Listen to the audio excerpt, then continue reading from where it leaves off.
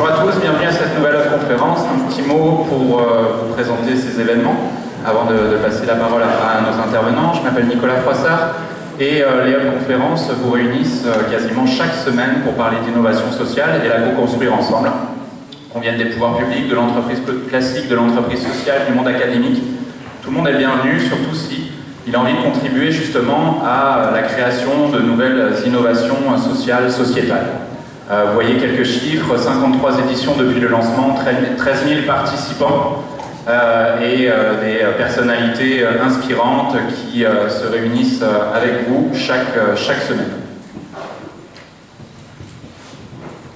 Les conférences sont organisées par le groupe SOS et quelque chose me dit que vous allez en entendre parler ce soir, donc je ne rentre pas dans le détail, mais un petit mot de remerciement pour nos partenaires, vous les voyez s'afficher à l'écran, qu'ils soient des partenaires dans l'organisation de nos événements ou des partenaires médias.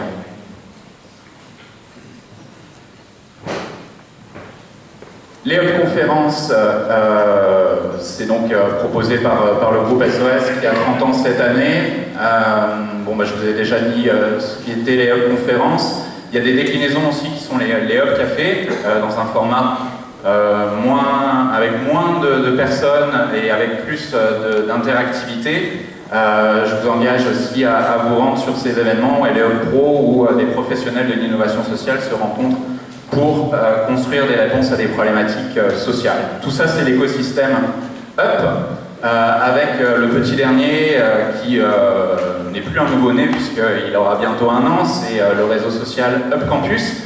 Vous êtes d'ailleurs, on m'a dit, 350 membres du réseau social Up Campus à vous être inscrits à cet événement ce soir, puisque le réseau social permet de voir qui s'inscrit au même événement, pouvoir prendre contact, pouvoir pourquoi pas créer des projets ensemble.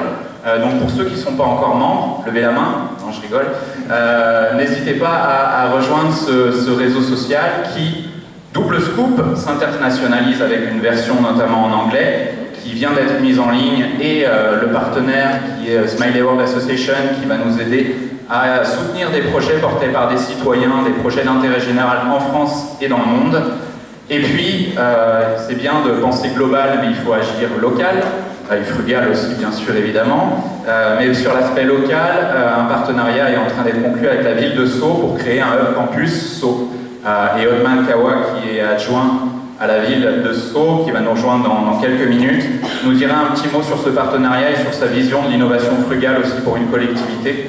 Parce que quelque chose nous dit que l'innovation frugale doit être intégrée de façon plus ou moins voulue par les collectivités en ce moment. Et puis, l'écosystème Hub, c'est aussi Hub le Mag, et il y a quelqu'un qu'on connaît qui avait fait la une de ce magazine il y a quelques mois, et on va pouvoir échanger avec Navi Rajou donc dans quelques minutes.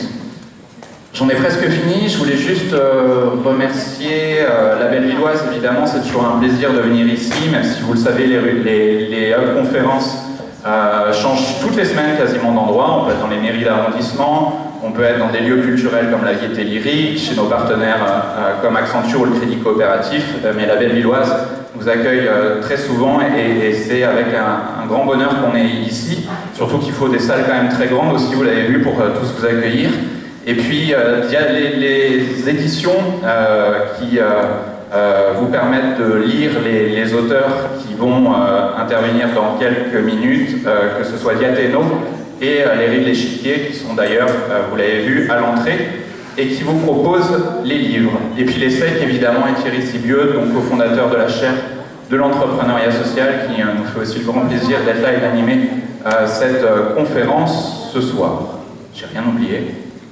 Eh bien, je vous laisse. Merci beaucoup. Bonne soirée. Je passe la parole à Thierry Sibieux.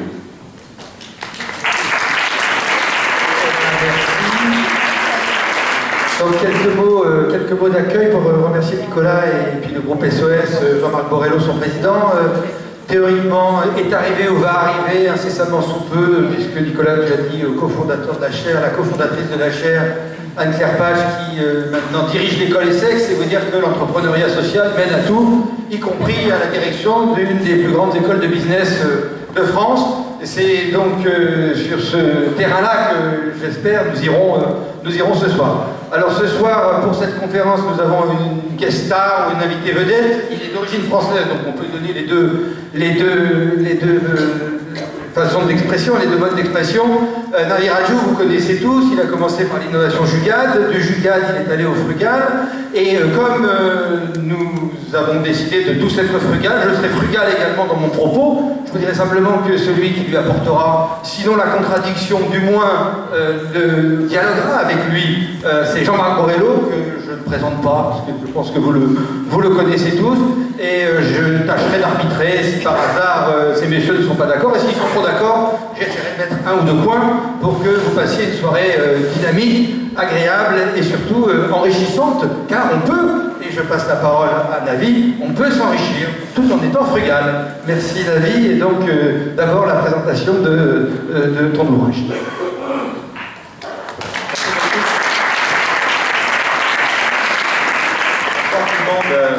Très ravi d'être autour ici à Val-d'Ivoise. J'étais ici exactement il y a un an pour introduire et présenter mon premier ouvrage qui s'appelait donc l'innovation du gaz.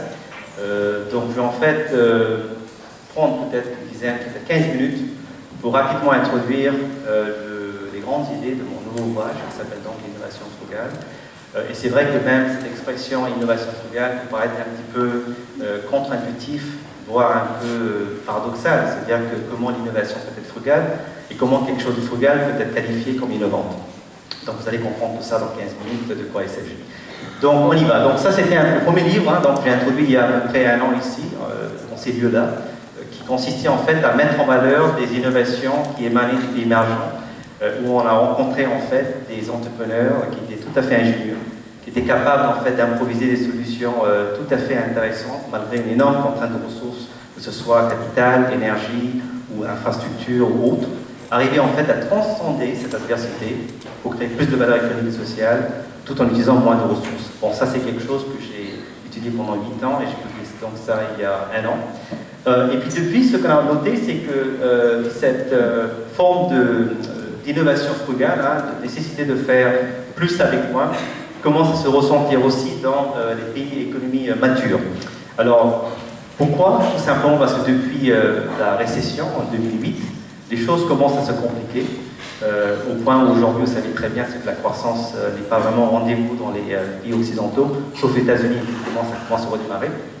Et il y a des gens comme Thomas Piketty, par exemple, qui commencent même à dire bon, on serait vraiment chanceux si en Occident, on peut atteindre 2% de croissance économique, non seulement dans les années à venir, mais peut-être dans les décennies à venir, ça va devenir la nouvelle norme d'avoir en fait une croissance de 2 à 3%. Donc fini les croissances à double digit, comme on dit, à 2 chiffres, hein, c'est vraiment du passé, quoi. Donc de ce fait, on commence à voir des changements dans les comportements et les valeurs des consommateurs. Alors, je vais voir si le prochain slide s'affiche, voilà. Donc en fait, c'est que les consommateurs en Occident commencent à chercher de plus en plus de valeur. C'est-à-dire que pour le fait qu'ils ont moins en moins d'argent dépensé, ils cherchent plus de valeur que l'argent limité qu'ils ont. Et on voit ça en termes de consommateurs, c'est une étude de Nielsen qui montre que de plus en plus de consommateurs recherchent en fait des promotions, des marques distributeurs qui prennent le relais maintenant, qui ne sont pas aussi fidèles maintenant aux marques établies.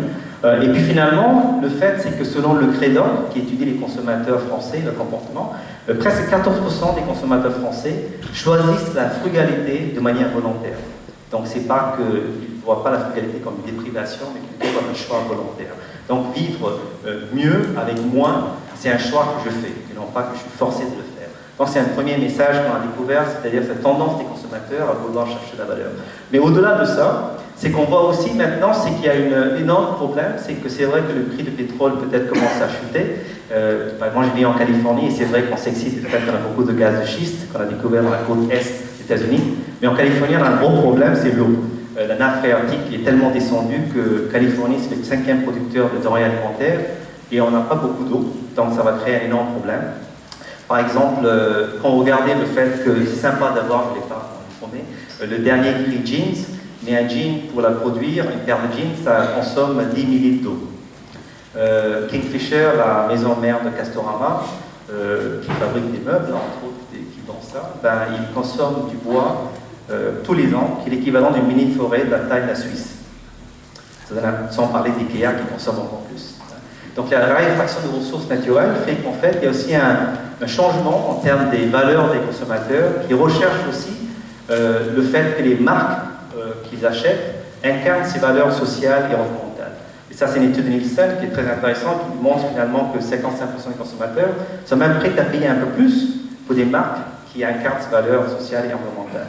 Et plus intéressant, c'est qu'on voit, vous voyez, qu'il y a 2/3 des citoyens dans le monde veulent aussi venir travailler pour des entreprises qui sont aussi engagées sur le plan social et environnemental. Donc c'est pour ça que le titre dit, c'est que le consommateur ne cherche pas que la valeur économique, mais aussi des valeurs socio-culturelles. Donc avec ça comme contexte, ce qu'on commence à noter, c'est qu'effectivement on parle souvent d'exclusion sociale, et c'est vrai que quand je vais rencontrer des patrons, souvent ils me disent, ben voilà, tu veux parler des pauvres en Europe, va parler au monsieur, à la dame qui est responsable de la RSE, quoi.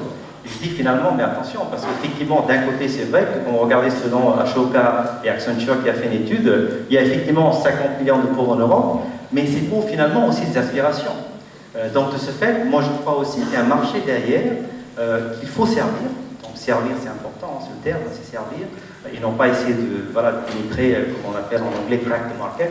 Parce qu'effectivement, c'est un marché de 220 milliards d'euros, selon cette étude, qui n'est pas encore servi par les grandes marques et les grands groupes. Donc effectivement, c'est aussi une opportunité qui est ignorée aujourd'hui.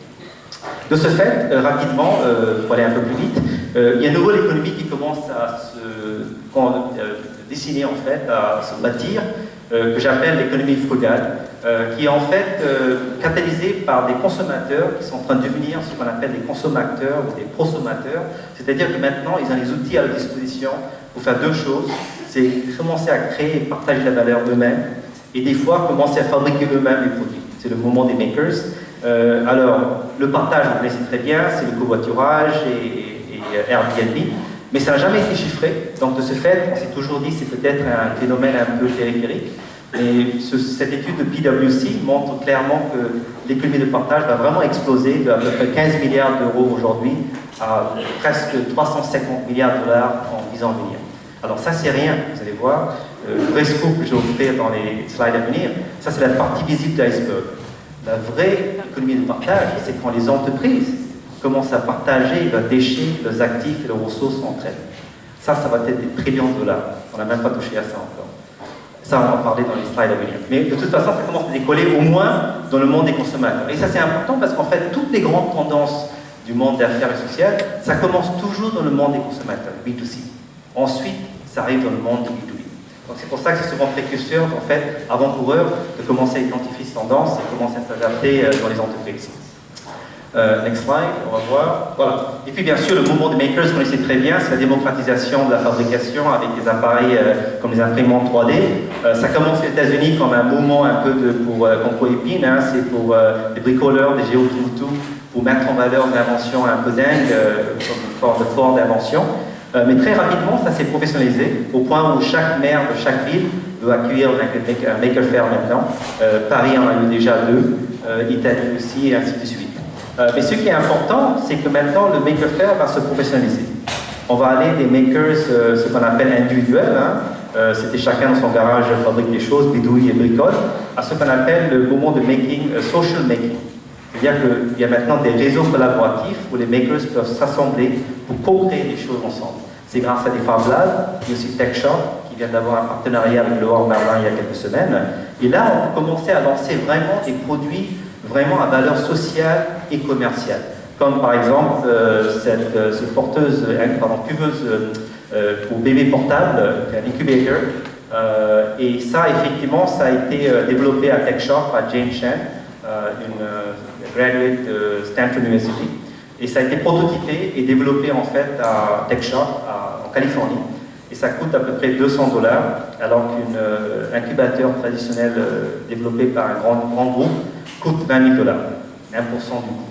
Donc effectivement, ce qui se passe, c'est que maintenant, on peut développer aussi des solutions, des outils de fabrication qui se démocratisent, et aussi, ces produits même sont aussi relativement frugaux. Et de ce fait, elle a eu la chance d'aller rencontrer Obama dans le White House, Maison Blanche, en juin dernier. Pourquoi? Parce qu'Obama, justement, a accueilli le premier Maker Faire à la Maison Blanche. C'est pas sur une à l'Élysée, on peut toujours y croire. Mais effectivement, en juin dernier, il a accueilli ça. Il a dit qu'effectivement, que le mouvement des makers fabriqué soi-même aujourd'hui va devenir en fait fait aux États-Unis de demain.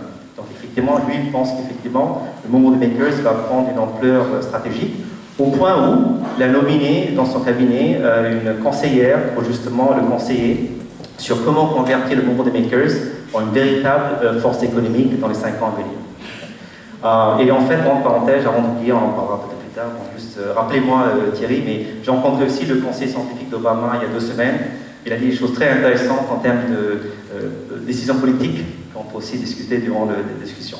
Voilà, donc là je vais aller très vite pour montrer finalement des exemples de mon livre, des entrepreneurs et entreprises qui commencent à adopter ces principes d'innovation frugale qui en fait consistent à créer plus de valeur économique et sociale tout en essayant de réduire l'utilisation de ressources naturelles ou financières. Premier exemple, c'est Salesco, c'est une start-up de Berkeley University qui a développé un accessoire qui s'attache à un smartphone et qui le convertit en otoscope. Donc une mère de famille peut l'insérer dans l'oreille de sa fille et voir si une infection. Donc effectivement, ça permet de gagner en temps et en argent aussi.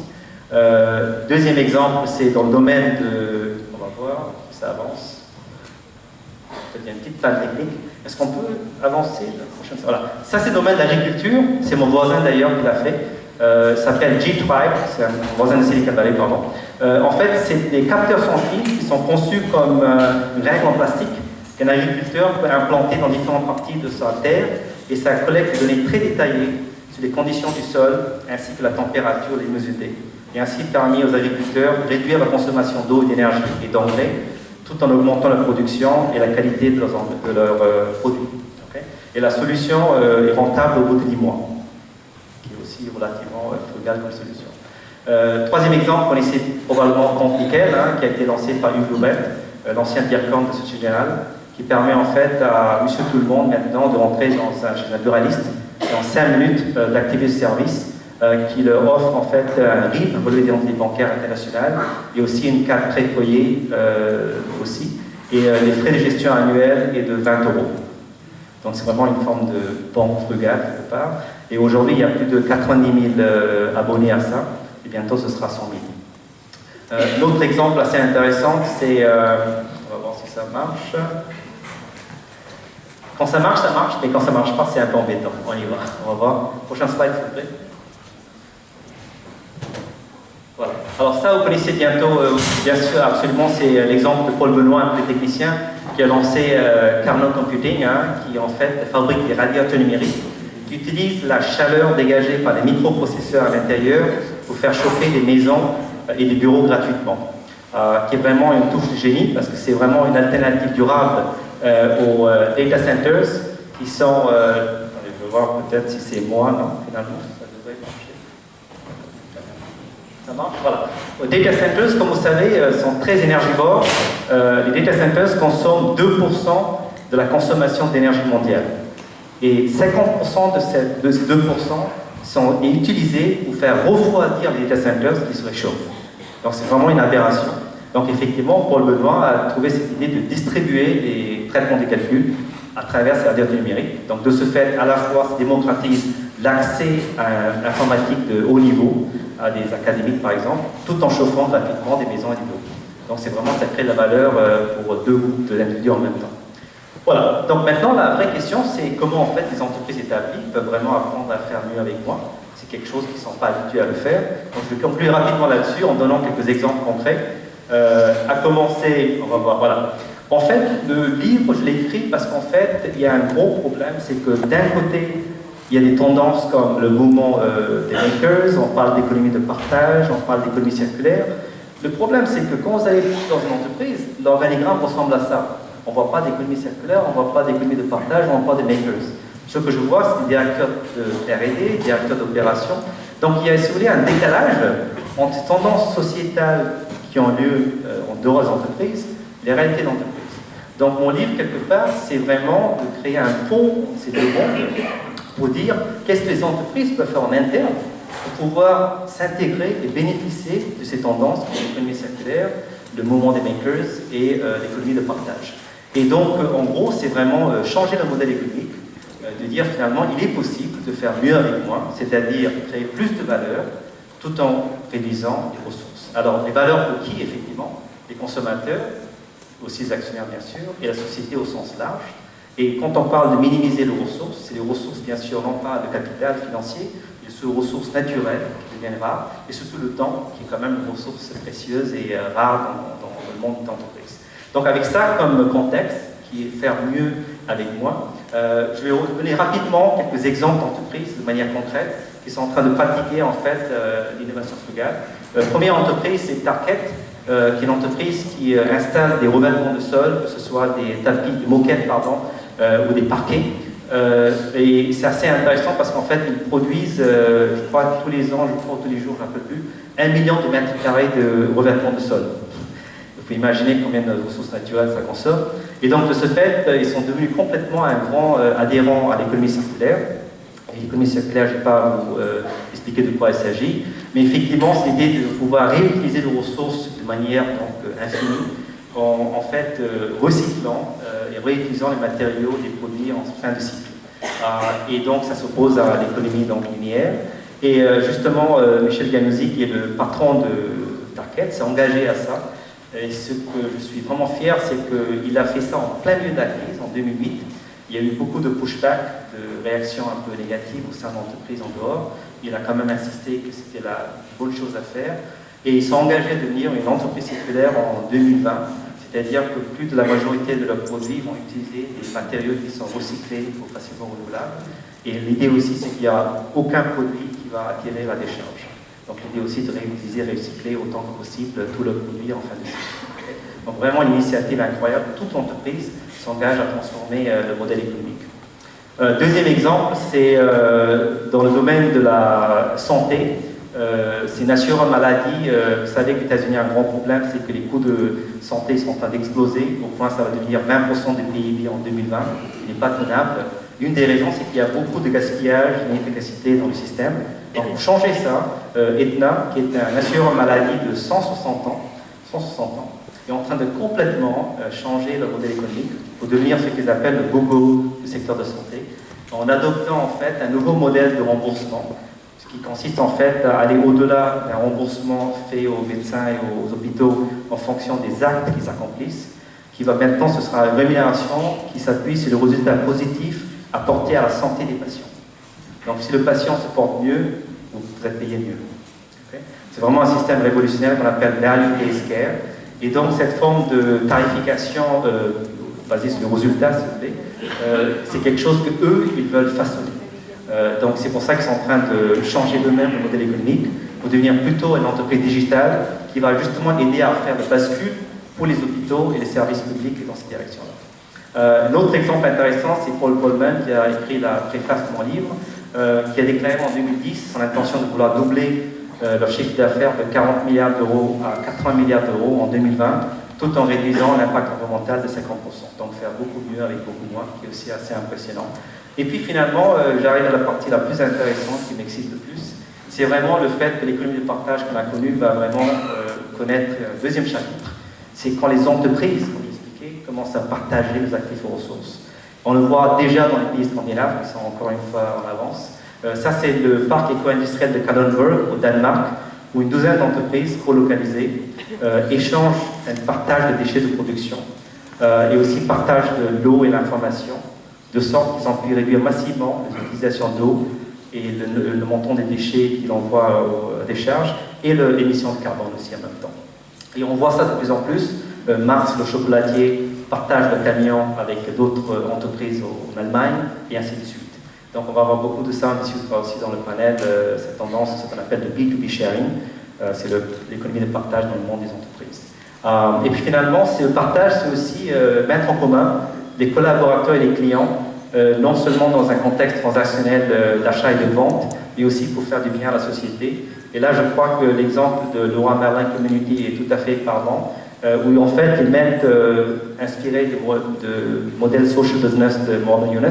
L'idée, en fait, c'est de mettre en commun leurs collaborateurs avec des clients pour ensuite aller faire en fait des installations, par exemple, réhabilitation ou des rénovations, des travaux de rénovation dans les quartiers défavorisés. Donc, c'est aussi une façon, en fait, de fidéliser les clients à travers ces engagements sociaux. Voilà. Donc, finalement, pour conclure, donc, voilà, je crois beaucoup à cette nouvelle forme d'économie frugale qui, à mon avis, aura trois attributs clés. C'est que ce sera beaucoup plus agile, ce sera beaucoup plus inclusif et aussi beaucoup plus durable. Et l'innovation frugale, pour moi, finalement, c'est une façon de faire converger trois mondes ou trois univers d'innovation qui ne se parlent jamais, qui est l'univers d'innovation sociale, l'innovation technologique, de Silicon Valley où j'habite, et l'innovation économique que les entreprises comprennent. Donc c'est vraiment ça que dans mon livre j'essaie de faire, c'est une forme de fédération et d'intégration. Voilà. Merci beaucoup.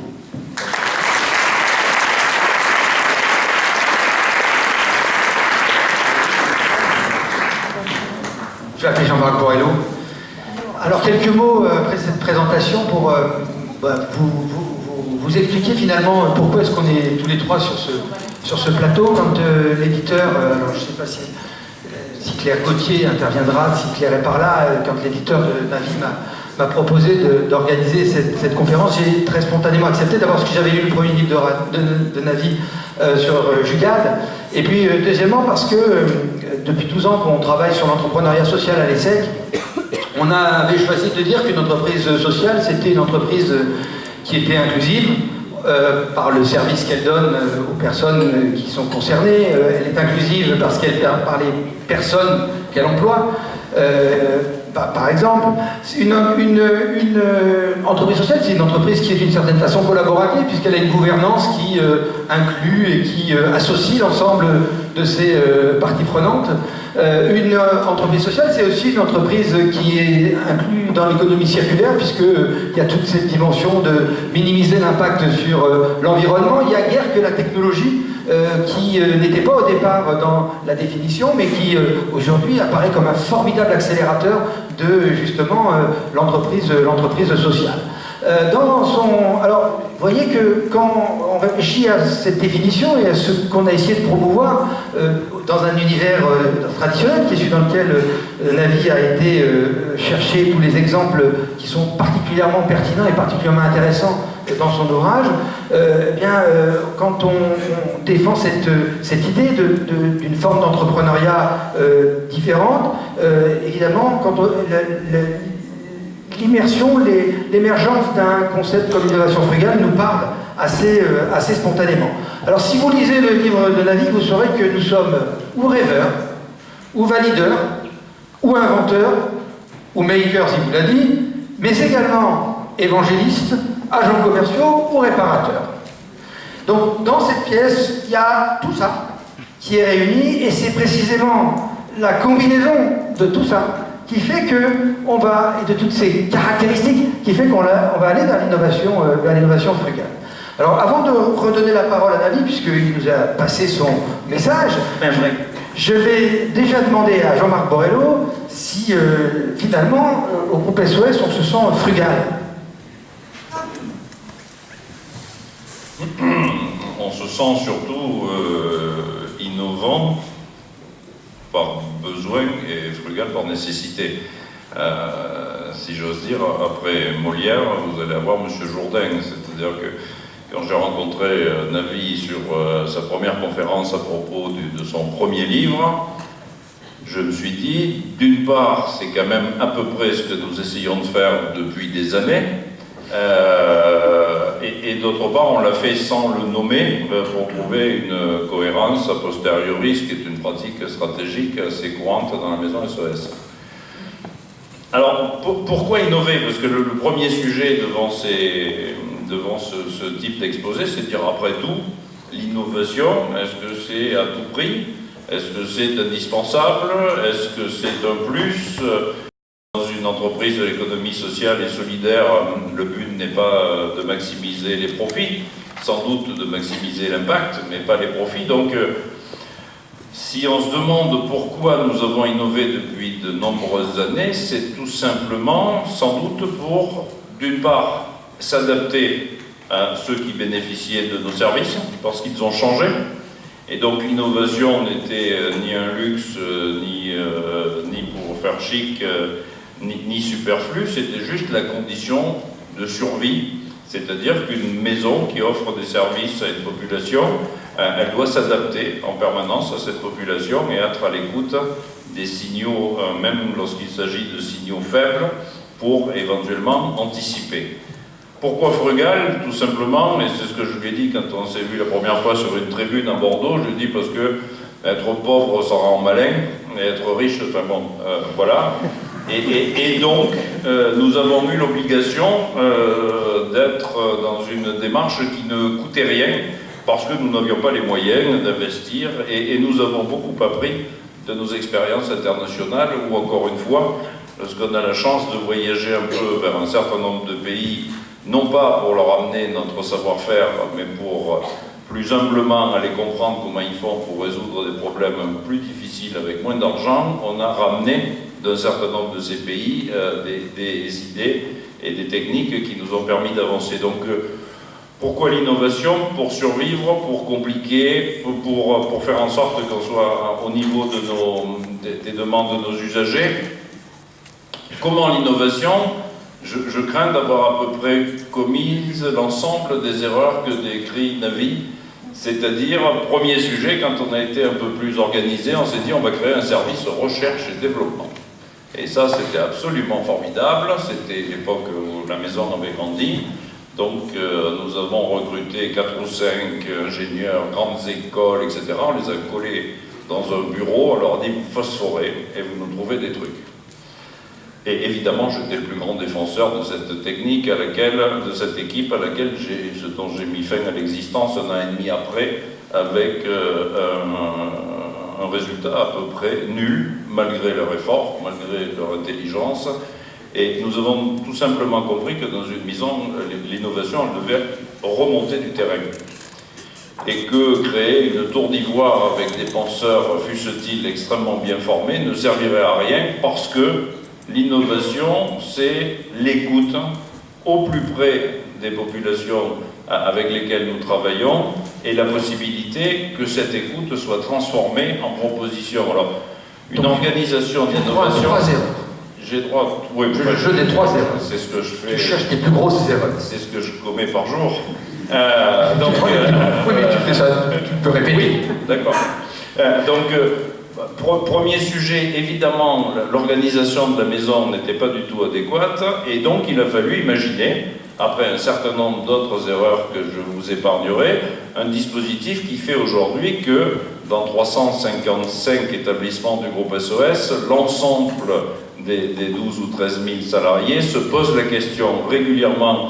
Alors, une question qui est ouverte mais assez contrôlée, c'est-à-dire quelles sont les remises en question que vous souhaitez faire sur votre établissement, remises en question qui doivent avoir une portée, une réflexion sur l'économique, l'environnemental et le social.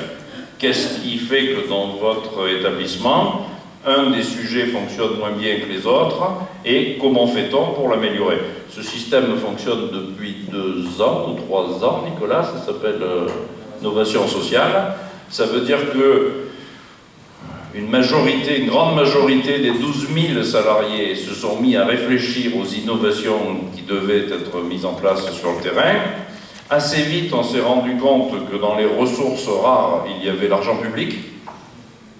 Il n'y a pas que les ressources naturelles qui vont devenir rares, il y a aussi l'argent public, et donc on a rappelé à nos camarades sur le terrain que les propositions économiques, c'était aussi un sujet, et qu'on devait être capable d'inventer des dispositifs qui soient plus efficients pour les personnes et coûtent moins cher à la collectivité, parce que nous ne pensons pas qu'on va pouvoir augmenter les dépenses sociales de manière continue et indéfinie. Donc, la mise en place d'un dispositif qui soit frugal, parce que c'est une réalité, la mise en place d'une entreprise qui, comme tu le disais, a une vocation, alors moi je ne dis pas s'attaquer au marché, mais répondre aux besoins de l'ensemble de la population, et y compris cette population en situation de difficulté ou en tout cas de revenus extrêmement réduits.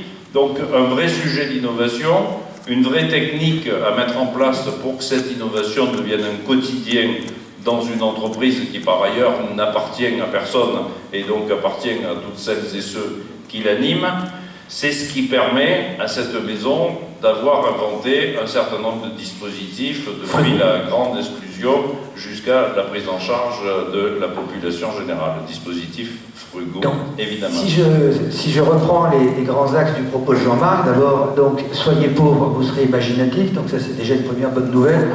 Une deuxième bonne nouvelle, c'est qu'on est frugal par nécessité. La troisième idée, c'est qu'on est d'autant plus frugal que l'on sollicite le terrain. Tu as parlé également d'une condition de survie par rapport à l'organisation. Est-ce que, David, vous pensez que finalement, la frugalité est la condition de survie des grandes entreprises que vous avez interrogées et qui aujourd'hui adoptent progressivement une démarche d'innovation frugale? Mais tout d'abord, je crois que je vais quand même rebondir sur ce que Jean-Marc a dit, qui est très important, c'est qu'une façon d'être très frugal, c'est très simple. C'est vraiment d'écouter les clients. C'est-à-dire qu'une des raisons que les entreprises ne sont pas frugales, c'est qu'en fait, au lieu d'écouter les clients et identifier les vrais besoins, en fait, ils commencent à développer des solutions pour lesquelles finalement, il n'y a pas un marché. Et puis, il y a un coût de marketing qui coûte encore des milliards de dollars. Ils essaient en fait de créer ce besoin-là. Donc c'est pour ça qu'on s'est rentré dans cette logique un peu perverse, c'est qu'aujourd'hui ça coûte 650 milliards de dollars pour les grands groupes de faire de la R&D, qui finalement n'aboutit à rien en termes de création de valeur économique et sociale. Donc je pense qu'effectivement c'est ce que j'ai aimé dans ce que Jean-Marc a dit, c'est que c'est le premier chapitre de mon livre, c'est vraiment comment on engage les utilisateurs et vraiment partir de là comme vraiment le premier kilomètre que j'appelle de la chaîne d'innovation. Effectivement, pour revenir à la question qui a été, je pense qu'en fait, les entreprises, la frugalité, je crois que ça ne vient pas naturellement. Parce qu'effectivement, je ne veux pas citer les sièges sociaux des entreprises, mais je suis allé à plein d'entre eux, mais c'est loin d'être frugal, hein, c'est même intimidant.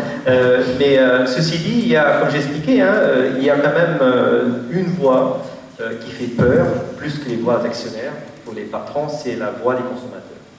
Et comme j'ai bien expliqué, c'est que ce besoin de frugalité ne vient pas de manière intrinsèque, parce que l'entreprise décide de devenir frugale, c'est qu'effectivement, ils voient que les consommateurs deviennent frugaux. Et donc, frugaux au sens non seulement économique, sur le plan, comme j'expliquais, sur le plan des demandes, des attentes en termes d'environnement et de social.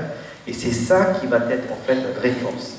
Et surtout, quand ils voient en tant que patron, c'est que deux choses se font. C'est qu'effectivement, s'ils ne répondent pas à ces besoins frugaux des consommateurs, il y a des startups, d'autres entreprises qui vont le faire, donc ils vont se faire bouffer par des concurrents. Et plus intéressant, c'est que les consommateurs eux-mêmes peuvent s'affranchir maintenant des marques et commencer à développer leurs propres solutions. Et donc il y a toutes ces tendances destructives qui fait que devenir frugal, maintenant, ce n'est pas un luxe pour les entreprises, ça devient une nécessité.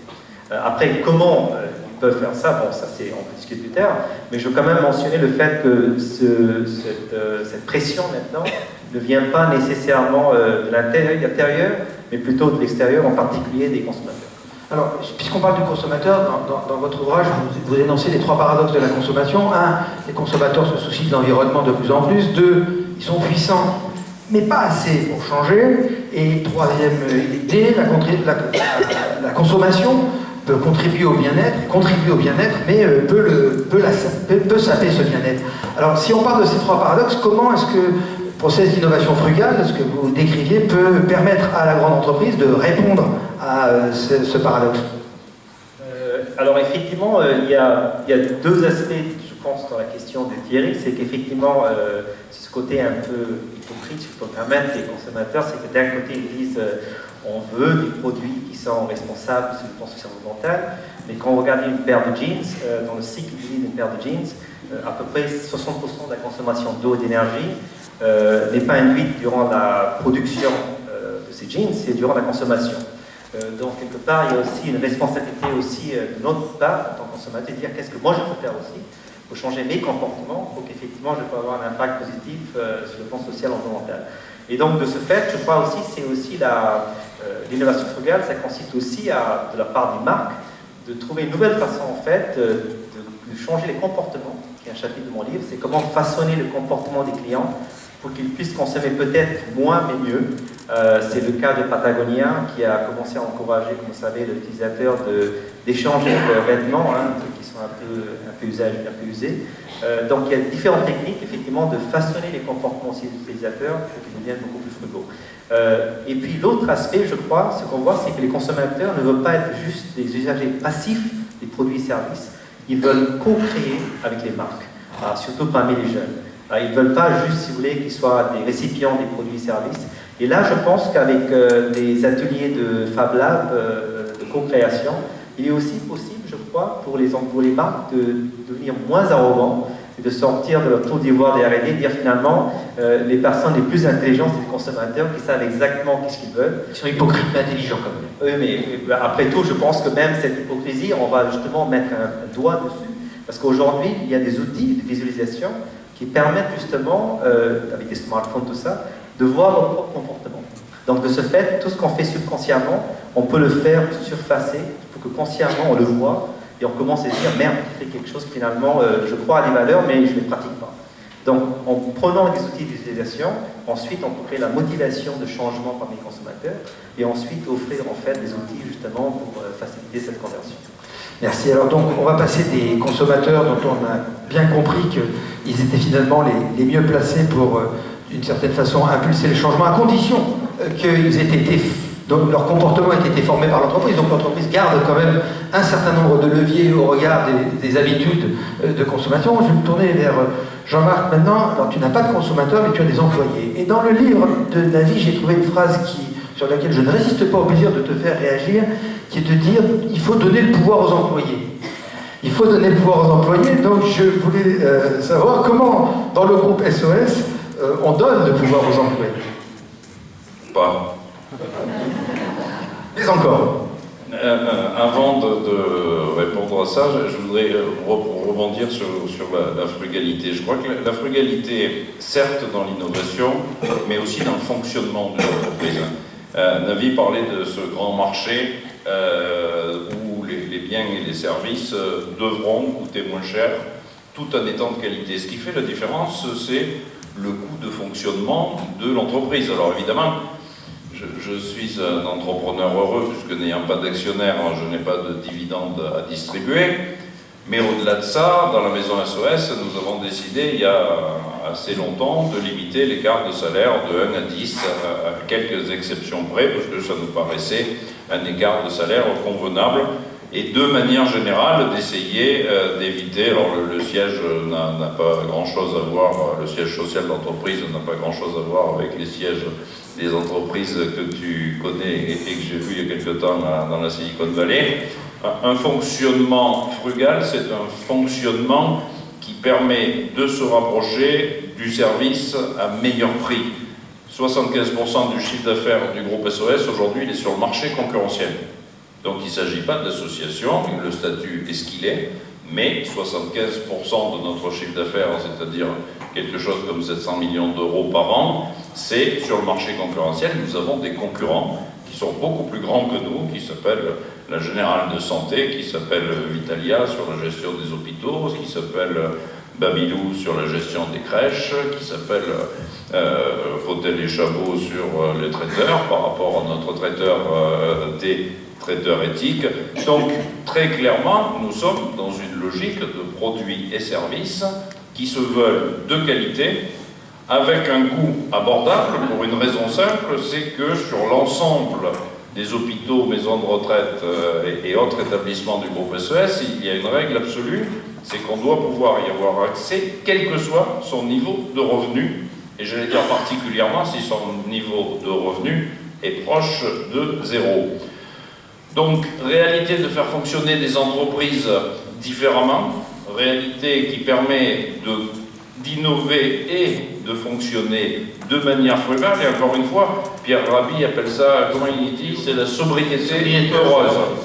Bon, heureuse, pourquoi pas, sobriété, ça dépend ce qu'on met derrière le mot, mais en tout cas, pas à longueur d'année, et en tout cas, une volonté d'être dans un fonctionnement qui s'éloigne largement des excès qu'on a pu connaître en matière de distribution de dividendes, etc. Je vais quand même venir à ta question, mais je fais ce que je veux. Et je vais quand même insister parce que voilà. Dans une entreprise où personne n'est propriétaire de quoi que ce soit, nous avons tous, les uns et les autres, des responsabilités qui nous sont confiées pendant 1 an, 2 ans, 10 ans, 30 ans, mais qui en tout cas ne nous appartiennent pas. Le pouvoir aux salariés, le pouvoir aux actionnaires, le pouvoir au peuple, enfin, ce que vous voulez, c'est sympathique. Le fonctionnement d'une entreprise, c'est simplement qu'il y a 355 établissements au groupe SOS qui sont 355 PME. C'est-à-dire que le cadre qui dirige un hôpital, une boutique de commerce équitable, une entreprise d'insertion quelconque, il a la responsabilité pleine et entière de cette entreprise sur l'ensemble des aspects. Alors, ça s'appelle de la délégation, c'est pas forcément la commune, si tu veux, on ne vote pas, on se réunit pas à 12 000 pour prendre chaque décision. Par contre, le niveau de responsabilité est parfaitement décentralisé ou déconcentré en fonction des métiers parce que nous avons un peu plus de 1000 salariés dans les DOM et que bien évidemment ce qui se passe aujourd'hui en Guyane, en Guadeloupe, à La Réunion ou à Mayotte, c'est le patron ou la patronne locale qui prend ces décisions. Donc on n'est pas dans une espèce de machin faussement démocratique, voilà. On est dans une répartition des responsabilités qui permet de diriger cette maison de manière plutôt collective. Quelles recommandations tu donnerais justement dans ce domaine du pouvoir aux employés? Enfin, et tout le monde avait bien compris que derrière ma phrase, il y avait cette idée d'organisation et de délégation. Quelles seraient les différences et quelles recommandations tu donnerais par rapport à l'organisation du groupe SOS pour des entreprises du secteur privé lucratif? Est-ce qu'il y a des différences fondamentales ou pas? La différence fondamentale, j'ai participé à quelques séminaires sur les RH et la communication d'entreprise où l'objectif était comment faire en sorte que les salariés développent un sentiment d'appartenance. C'est-à-dire qu'il faut qu'ils aient l'impression d'appartenir à une marque de réfrigérateur ou d'aspirateur ou d'un truc comme ça. J'étais un peu en recul dans l'histoire parce que je suis d'une génération où on chantait « n'appartient jamais à personne ». Et moi, j'ai pas aucune envie d'appartenir au groupe SOS. Et le sujet n'est pas que les salariés se sentent appartenir à un machin, mais plutôt, de mon point de vue, qu'ils aient l'impression que le machin en question leur appartienne. Donc la question, c'est plutôt que d'essayer par des moyens de communication divers et variés de développer un pseudo-sentiment d'appartenance, comment faire en sorte que l'outil de production soit, alors je ne vais pas dire de propriété collective, parce que je vais me faire traiter de vieux marxiste, surtout par lui, là, mais objectivement, l'idée que cet outil de production n'appartient à personne et que les usagers y trouvent un service, les salariés y trouvent un salaire, les bénévoles, puisqu'évidemment dans ces dispositifs, administrateurs et membres des conseils d'administration et des assemblées générales sont in fine les décideurs.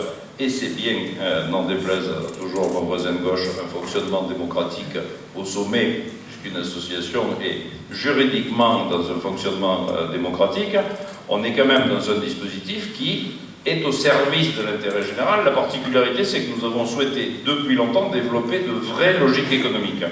Et le sujet, c'est comment fabriquer de la richesse et ensuite comment on la répartit. Objectivement, c'est pas la répartir qui est le plus difficile, c'est souvent la fabriquer. Si on est capable de fabriquer de la richesse dans une activité, dans un service, en inventant un produit, en faisant évoluer un certain nombre de dispositifs, la répartir équitablement, quand on n'a pas d'actionnaire, c'est évidemment plus facile. Mais ça peut aussi changer, je donne un exemple avant que mon voisin me coupe la parole. Il est là pour ça. Qu'il ne parviendra pas à faire d'ailleurs. L'innovation, c'est, à un moment donné, et pardon à mes camarades travailleurs sociaux s'il y en a dans cette salle, on s'est posé la question de la décision qui permettait le placement d'un enfant au motif de la protection de l'aide sociale à l'enfance. Et on s'est rendu compte que bien souvent, on avait un ou une collègue seule face à une inquiétude, l'enfant est en danger, et donc je signale l'enfant en danger, et le placement est rapide à l'aide sociale, à la protection de l'enfance. En moyenne, les enfants de la protection sociale de l'enfance sont placés à 8 ans et restent jusqu'à 18 ans placés. Ce moment du placement est un moment sur lequel, pour des raisons historiques, sans doute, on n'a pas investi. On a créé, il y a 12 ou 15 ans, à Nancy d'abord, et ensuite à Paris, parce que les élus de la ville de Paris étaient allés voir ce qui se passait à Nancy, des dispositifs qui permettaient, plutôt que de placer l'enfant, d'essayer d'accompagner la famille dans ses difficultés, pendant 6 mois ou 1 an, pour des enfants dont on aurait imaginé le placement immédiat. 10 ans après la mise en place de ces expériences, on a placé 4 enfants sur 10. Enfin, ont été placés par le juge pour enfants, je vous la fais courte, 4 enfants sur 10 parmi les 10 qui auraient été placés si ce service n'avait pas existé. Évidemment, c'est toujours plus intéressant qu'un enfant vive dans sa famille avec même une assistance éducative que de le placer dans le meilleur des foyers de protection de l'enfance. Accessoirement, je pense que la prise en charge de l'enfant dans ce dispositif doit coûter pour une année à peu près 15 000 €. Un enfant placé, ça coûte en moyenne 120 € par jour, fois 365, fois 10 ans à la collectivité territoriale, c'est-à-dire au département. Donc l'innovation, la remise en cause des pratiques, on peut innover dans les pratiques, on n'est pas obligé de plonger dans un disque dur pour innover. Il y a des pratiques toutes simples qui doivent être remises en cause. Lesquelles? Loger des familles... Trois pratiques en 3 phrases simples. Une en une phrase, ça va être non, dur. une en 3 phrases. Voilà. Une en 3 phrases. Voilà. Allez, va pour une en 3 Une en phrases. 3 phrases, l'hébergement des familles à l'hôtel à Paris, malgré toutes les expériences mises en place, coûte plus de 100 millions € par an. On place une famille dans un hôtel avec les enfants dans des chambres, le couple qui en général se réduit à la maman dans une autre chambre. La durée moyenne du séjour est autour de 2 ans parce qu'il n'y a pas d'autre solution. Ça coûte cher, c'est objectivement pas très pratique pour la famille. Nous avons, avec la ville de Paris, mis en place il y a 4 ans, dont je salue l'adjointe à la maire, qui est avec nous, Antoine Gull, on a mis en place un dispositif qui consistait tout simplement à louer des appartements vides à des propriétaires privés et installer ces familles dans ces appartements. Au bout de quelques années, on a fait expertiser l'ensemble par un cabinet d'audit, McKinsey, pour ne pas le citer, et qui a démontré que ça coûtait 40% de ce que coûtait la prise en charge à l'hôtel. La différence, c'est que pendant 2 ans, ils avaient eu un appartement, ils avaient pu se faire à bouffer, parce qu'à l'hôtel, on ne peut pas se faire à bouffer. Et dans un certain nombre de cas, ça a même causé des drames et des incendies dans les hôtels où ils étaient hébergés.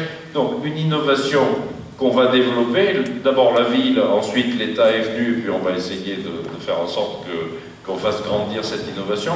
Là aussi, ça coûte beaucoup moins cher, c'est plus confortable pour les usagers et c'est plus satisfaisant pour l'ensemble de la population. Donc c'est une innovation, alors à côté d'innovation technique, donc l'innovation par la pratique. Dans votre ouvrage, David, vous dites innover, non c'est pas vous qui dites, c'est Vianney Milliez. Ce qui dit innover, c'est entendre avant les autres les messages que nous livre la société. Je viens d'avoir un exemple d'un message de la société. Donc les messages que nous livre la société qui nous entoure, les décrypter et y répondre concrètement. Concrètement, la frugalité, ça se traduit par quoi dans une entreprise? Si là, il y a un chef d'entreprise qui se dit « j'ai envie de développer l'innovation frugale ». Alors, trois recommandations en 3 phrases, mais pas des phrases à la Marcel Proust, comme Jean-Marc, qui font 3 km de long, mais comme dans votre bouquin. Ok, je vais être frugal alors, avec la réponse. Bon, je vais faire de mon mieux aussi rapide que possible. Donc en fait, le premier bonne pratique, c'est quelque part, pour rebâtir sur ce que Jean-Marc dit, c'est vraiment l'autonomisation et l'empowerment, comme on dit en anglais. J'aime bien ce terme, ça fait pouvoir, ça fait américain. C'est vraiment donner du pouvoir aux employés, parce qu'effectivement, la frugalité vient effectivement quand en fait on délègue aux gens qui vraiment savent qu'est-ce qui se passe sur le terrain. Et ça, c'est quelque chose qui est très important parce que, bon, c'est un peu de théorie, mais Ronald Coase, qui était un économiste, avait donc dit, il a obtenu le prix Nobel en disant que finalement, plus on centralise les fonctions, y compris dans la décision, plus ça favorise l'efficience. C'était un peu l'idée. Et donc, c'est pour ça qu'on a un organigramme qui existe aujourd'hui dans l'entreprise, très hiérarchique, très pyramidal. Ça marchait très bien dans un monde industriel où, effectivement, on fabriquait les choses de manière donc, en masse, avec la production de masse. Là, on est en train de basculer dans un ère d'économie qui est driven, je cherche le mot en français, qui est menée par les services. Justement, on a quelqu'un du monde du service. Donc, quand on va dans le monde du service, finalement, cette théorie s'écroule. Pourquoi? Parce que 2 problèmes. C'est qu'il y a le demande d'agilité. Il y a le demande d'agilité parce qu'il faut répondre plus vite aux besoins dans le domaine de service. Et plus important, c'est que la demande de service est très personnalisée. Il y a beaucoup de variations et de diversité en termes de demande. Donc, à cause de ça, il est obligé, si vous voulez, pour l'entreprise, d'abandonner ce modèle un peu pyramidal et justement adopter l'autonomisation. Et ça, c'est une façon, en fait, de gagner en temps. Et comme j'expliquais, le temps, c'est la ressource la plus rare. Donc, c'est pour ça qu'être frugal, avant tout pour moi, c'est économiser en temps, plus qu'autre chose. Et aujourd'hui, les entreprises ont du mal avec ça, et je pense que l'automatisation aidera. Deuxièmement, je pense c'est vraiment adopter donc l'économie circulaire, hein, c'est vraiment repenser les ressources comme n'étant plus infinies, commencer à prendre conscience de ça, et donc changer toute la chaîne de valeur. Et au-delà, je dirais de manière beaucoup plus osée, c'est pas juste changer votre chaîne de valeur et penser que la chaîne de valeur ne s'arrête pas au magasin où vous vendez vos produits, et continue tout au long du cycle de vie. Et donc, il faut s'engager les consommateurs dans le mode de l'économie circulaire. On ne le fait pas encore très vite, souvent. Et au-delà, c'est de dire finalement l'économie circulaire, ça ne s'arrête pas aussi à ma chaîne de valeur, il faut aussi commencer à changer toute l'industrie. Donc ça, c'est le deuxième message. Et puis, le troisième message, je dirais, c'est autour de la façon même je crois que je suis indien, je suis français, je suis américain, donc je veux le dire. Et je crois que Jean-Marc va peut-être partager d'excellentes bonnes pratiques que je ne cite pas, je viens de l'apprendre il y a à peine une heure. C'est-à-dire, finalement, les meilleures solutions en termes d'innovation frugale sont universelles. On peut avoir un problème ici, mais la solution peut exister n'importe où dans le monde. Donc il faut aller au-delà de cette démarcation artificielle entre pays riches et pays pauvres, parce que quand on a une maladie, on a tous, et on en meurt des fois. Donc il faut vraiment transcender cette démarcation artificielle entre nord et sud, et dire finalement peut-être qu'il peut y avoir des solutions frugales à nos problèmes qui existent en Afrique, ou dans d'autres pays pauvres, en Inde ou ailleurs. Il faut aller les puiser ailleurs. Donc ça demande aussi un peu d'humilité, de dire finalement le Nord n'a pas une monopolie sur l'innovation et qu'on peut trouver des bonnes pratiques partout dans le monde. Bien, merci. Alors, avant de redonner la parole à Jean-Marc, si on essaie de résumer tout ce qui a été dit, finalement, l'innovation frugale, c'est une démarche qui va chercher à faire des économies financières, c'est une démarche qui va chercher à faire des économies de ressources, et c'est une démarche qui va chercher à faire des économies de temps. C'était le troisième élément qui n'avait pas encore émergé dans l'échange et qui est effectivement essentiel. Donc, ces trois facteurs-là contribuent à la frugalité de l'innovation et donc à son efficacité. On parlait de dépasser ce clivage entre le nord, le sud, l'humilité dont doit faire preuve le nord par rapport au sud, les solutions qu'on peut trouver au sud pour le nord. Le microcrédit en est quand même une merveilleuse illustration. Et puis quand on regarde l'exemple que vous donniez sur l'utilisation des smartphones et des portables en Afrique, on voit bien qu'un certain nombre de populations africaines utilisent leurs smartphones et utilisent des potentialités de leurs smartphones de façon beaucoup plus approfondie que nous ne le faisons nous-mêmes, du fait de l'absence d'autres moyens de faire. Le groupe SOS est en train de s'internationaliser, et donc ce qui serait intéressant, c'est que tu nous partages à la fois l'expérience et la démarche que vous menez au sud, notamment au Maroc, et puis ce que vous allez faire aux États-Unis, à San Francisco, de façon à ce qu'on comprenne, je dirais, la cohérence et la globalité de la démarche. Alors, le groupe SOS est présent historiquement dans une trentaine de pays où nous faisons de la coopération médicale, enfin, j'allais dire des choses assez classiques au Maghreb, en Afrique de l'Ouest, etc. Depuis quelques années, une de nos structures, le comptoir de l'innovation, a développé avec des partenaires ici ou là des incubateurs d'entreprises, sociales ou pas. Le premier était à Paris, il s'appelle le Social Good Lab. Avec une idée simple, nous souhaitons accompagner des entrepreneurs et des entrepreneureux qui ont une volonté d'avoir un double impact. Dans le monde de la tech, donc high-tech, avec un impact social fort.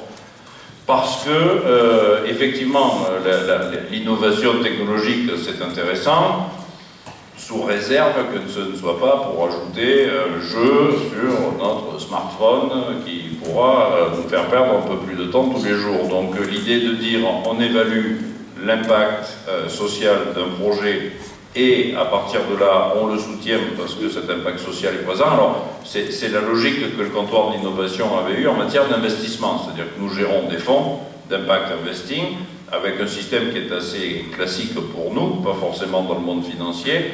Un comité évalue l'impact social du projet. Si ce comité considère que l'impact social est intéressant, le comité financier évalue l'impact économique et à ce moment-là, on décide d'intervenir.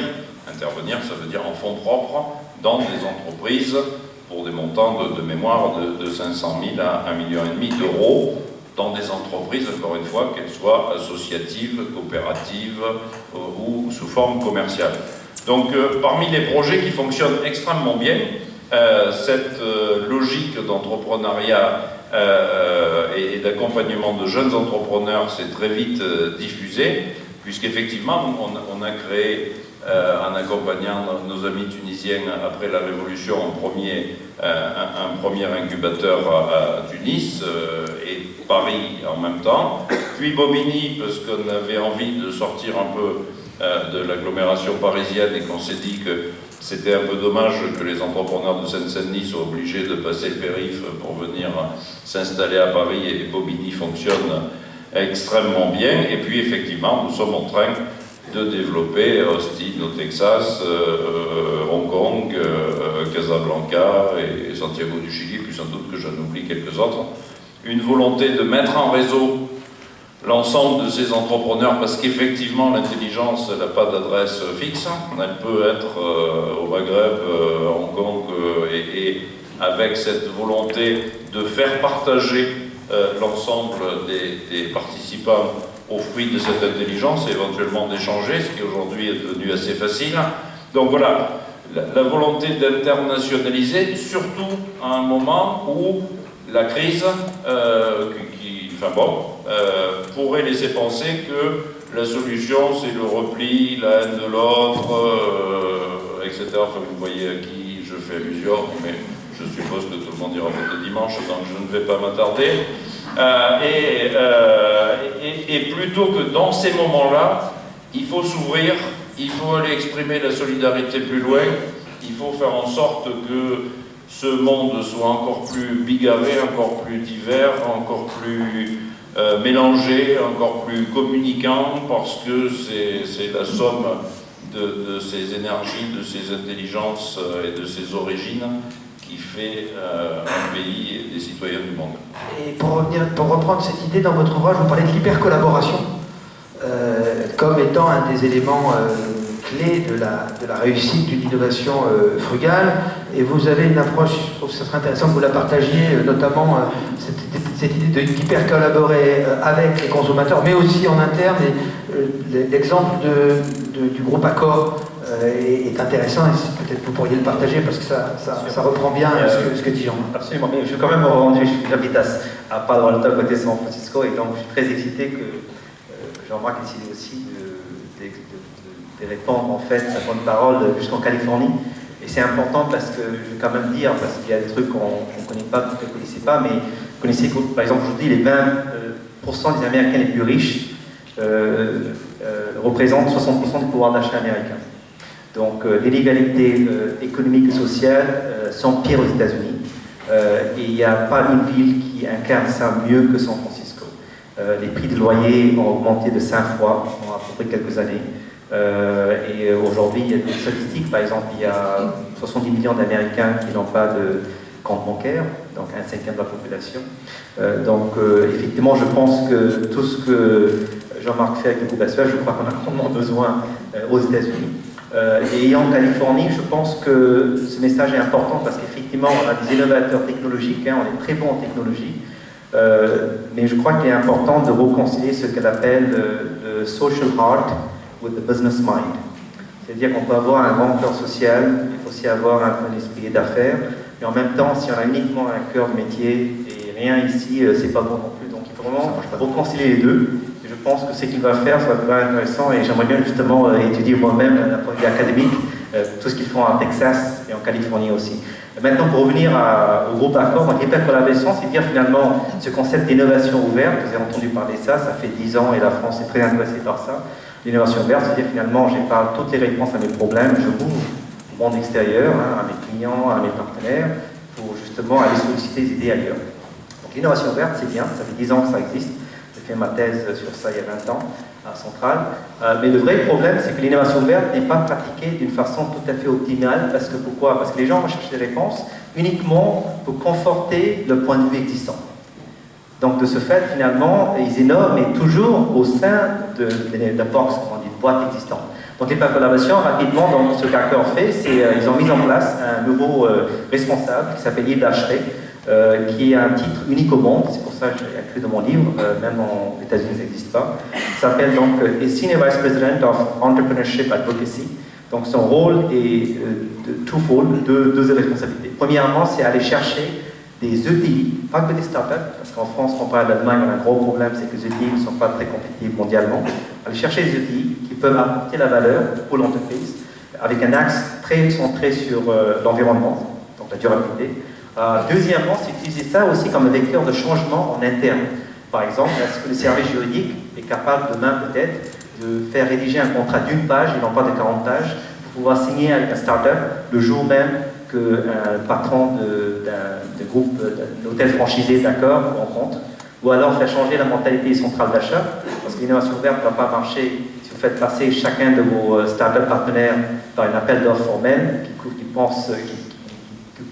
beaucoup d'argent et prend 4 mois, 6 mois. Donc c'est aussi expédier le partenariat avec les startups ETI. Donc je crois que ce modèle d'hypercollaboration... Accélérer les délais de paiement aussi. Absolument. Les startups, un fonds de roulement, de cash flow, vous connaissez bien, je suis entrepreneur moi-même, je peux te dire finalement, quand il y a des délais de paiement, on souffre, quoi. Donc aussi, c'est vraiment faire changer les mentalités des entreprises par des fonctions en interne du groupe Accor pour justement rendre la vie facile à des partenaires, comme des startups et des ETI. Bien, merci. Alors le moment est arrivé de passer la parole à la salle. Vous avez sûrement des questions. Pour résumer ce qui a été dit ce soir, c'est que l'économie frugal, c'est d'abord de recycler tout au long de la chaîne de la valeur, donc de réutiliser les matériaux. Ensuite, il y a une dimension personnalisation des produits. Ça a été évoqué de différentes façons par nos deux intervenants. Il y a une troisième idée qui repose sur le fait de partager plutôt que d'acheter, ou partager chaque fois que c'est possible, avec les exemples qui ont été décrits dans les différents continents par David dans sa présentation initiale. Et puis le dernier slogan, ce serait plus vite, moins cher et mieux, puisqu'il y a cette idée d'économiser des ressources, de réduire les coûts et de gagner du temps et d'aller plus vite. Voilà ce qu'on pourrait proposer comme synthèse de cet échange, étant entendu que maintenant vous avez la parole. Alors, 3 choses. 1, vous présentez pour qu'on sache de quelle fenêtre vous parlez. Deuxième chose, vous posez une question de préférence concise et synthétique, puisque ça permettra des réponses et ça permettra à plusieurs personnes de prendre la parole. La troisième chose, vous ne faites pas comme mon voisin de droite, vous conformez aux 2 premières instructions. Voilà, maintenant vous avez la parole et le débat est ouvert. Est-ce que Jean-Marc s'engage à répondre de façon brève et synthétique? Monsieur. Alors peut-être on va prendre 2 ou 3 questions pour ne pas tomber dans un échange, et Jean-Marc et Navi répondront en fonction des questions. Si vous voulez bien vous présenter. Azra, Club des Vigilants. Je voudrais savoir, dans le monde que vous nous décrivez, comment vous voyez le rapport à l'emploi, salariés, auto-entrepreneurs, pigistes, voilà. Donc la place de l'emploi et son mode d'organisation dans une démarche d'innovation frugale. Est-ce qu'il y a une autre question? On va prendre 2 ou 3. J'ai des projecteurs comme si je devais avouer quelque chose, je n'ai rien fait de mal, mais qui limite un peu mon champ de vision. Oui, non. Il y a une question au fond, voilà, là, juste là, juste devant.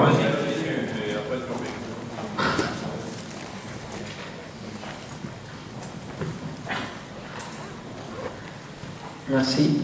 Moi, en fait, je suis demandeur d'emploi, de formation économique. Ma question aussi générale, les rapports à l'argent. En fait, je ne sais pas si, du point de vue théorique, on considère un agent économique rationnel, tel un banquier, même si Amartya Sen l'appelle un fou rationnel ou crétin social. Comment il voit ça, en fait, les rapports à l'argent face à cette économie? Et deuxième question, quel lien avec des idées comme les low-tech et d'une façon générale la théorie de décroissance et ces idées-là? D'accord, donc l'emploi, l'argent, et est-ce que l'innovation frugale, c'est la décroissance? Et monsieur, là, non, il y avait ce monsieur qui avait la main plus vite, là. Là, et puis après... Après, on s'arrêtera parce que quand vous puissiez répondre. Bonsoir. Je m'appelle Olaf Lemaire et je représente une association dont la spécialité depuis 30 ans, c'est de rassembler les professionnels de la valeur. Bon, que vous avez utilisé tout à l'heure. L'expérience qu'on en a, c'est qu'on aide des entreprises à innover pour faire mieux avec moins, depuis des dizaines d'années. C'est que la vraie difficulté, la plus grande difficulté, c'est de faire exprimer aux utilisateurs leurs vrais besoins. Et souvent, ce n'est pas des clients, puisqu'ils ne sont pas encore clients. C'est des non-clients qu'on ne connaît pas, il faut faire exprimer des besoins, ils ne savent pas exprimer. Et puis il faut trouver des solutions par l'open innovation chez des gens qu'on ne connaît pas non plus, puisqu'on ne connaît pas encore la solution. Donc votre question. Comment faites-vous? Sachant qu'on a des méthodes pour le faire, mais est-ce qu'il y en a dans le bouquin Innovation Frugale? Est-ce que vous en avez d'autres? Comment fait-on pour trouver des réponses à des questions qu'on ne vous a pas posées par des gens que vous ne connaissez pas? C'est ça? C'est bon. Eh bien, alors, avec ça, Jean-Marc, parce que ça, je pense...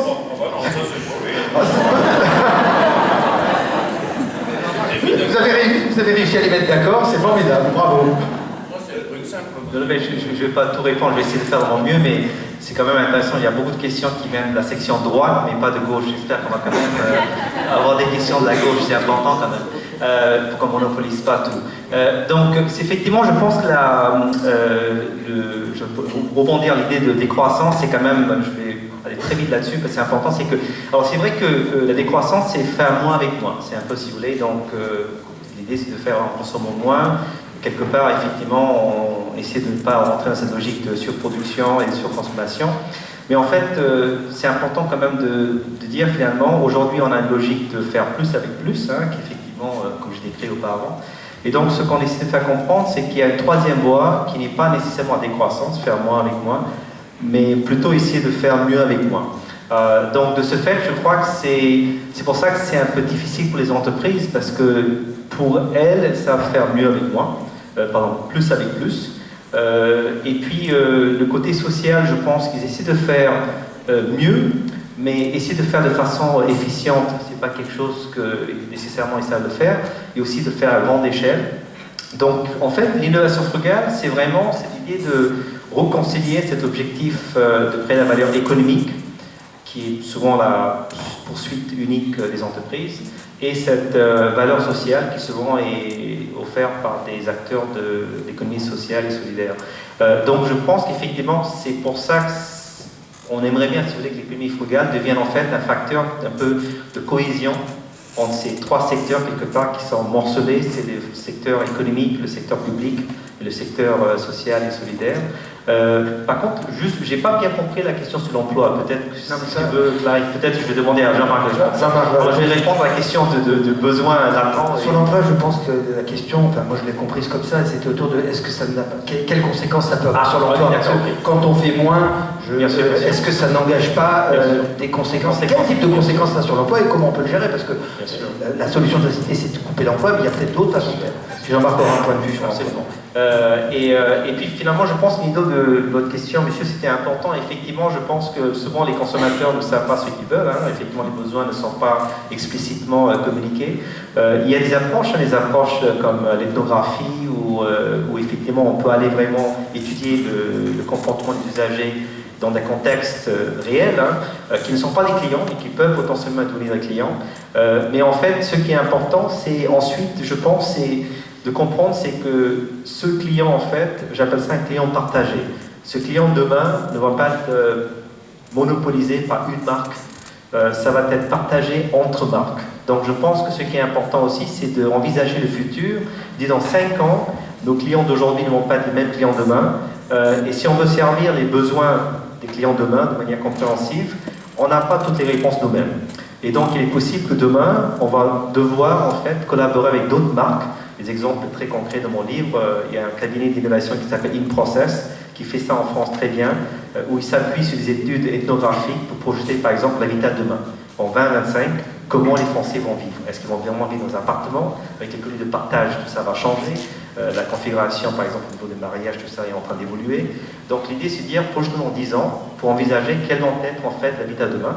Et ensuite, il faut réunir des marques comme La Poste, Seb, Legrand, Carrefour, Pernod Ricard, entre autres. Il faut vraiment dire, écoutez les gars, au lieu de penser que le gâteau est de taille fixe, essayons en fait d'envisager le besoin demain et ensuite essayons de créer des synergies entre nos offres pour pouvoir concevoir des produits et des services pour le consommateur demain qu'on ne connaît pas encore aujourd'hui.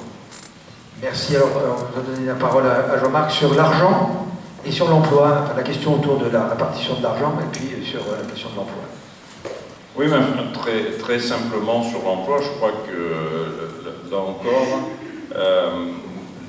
on doit pouvoir élargir la palette de ce qui est possible en termes d'emploi. Moi, je suis évidemment extrêmement favorable à tout ce qui fait la promotion de l'entrepreneuriat, et je pense qu'y compris l'entrepreneuriat individuel, l'idée de pouvoir créer son emploi et éventuellement de faire grandir le dispositif pour en pouvoir créer d'autres emplois reste un bon sujet. Nos grandes écoles fournissent des cadres d'excellent niveau, mais pas des entrepreneurs, à l'exception de l'ESSEC évidemment, mais et d'HEC et de quelques autres. Mais objectivement, ce qui est assez paradoxal, c'est que la notion de création d'entreprise est apparue plus directement dans l'entrepreneuriat social que dans l'entrepreneuriat tout court. C'est-à-dire que l'entrepreneuriat social, dès le début, et je salue mon voisin de gauche parce qu'il est le fondateur de la chaire d'entrepreneuriat social qui était la première dans ce pays, sauf erreur, l'entrepreneuriat social en était vraiment sur l'idée, avec peu de moyens, pas forcément de capital, avec une idée, un besoin, un service à créer ou un produit dont la population a besoin, vous allez pouvoir lancer une entreprise, et ça a plutôt extrêmement bien fonctionné.